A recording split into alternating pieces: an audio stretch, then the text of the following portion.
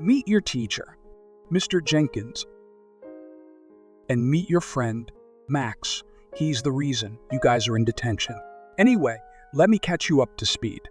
While Mr. Jenkins was giving out some of his favorite riddles, Max decides to go walkies. Unbeknownst to Mr. Jenkins, our pal Max only goes and hides in the store cupboard.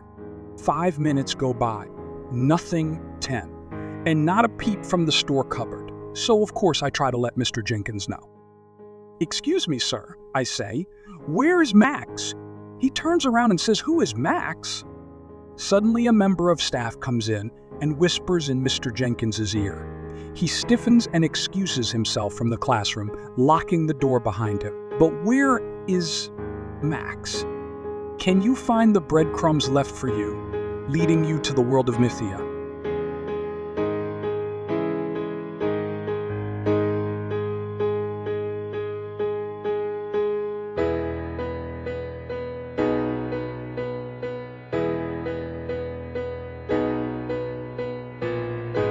Please read below on how you can help make Mythia come alive by creating your own monsters, characters, and even your own towns, and welcome to Classrooms and Chimeras.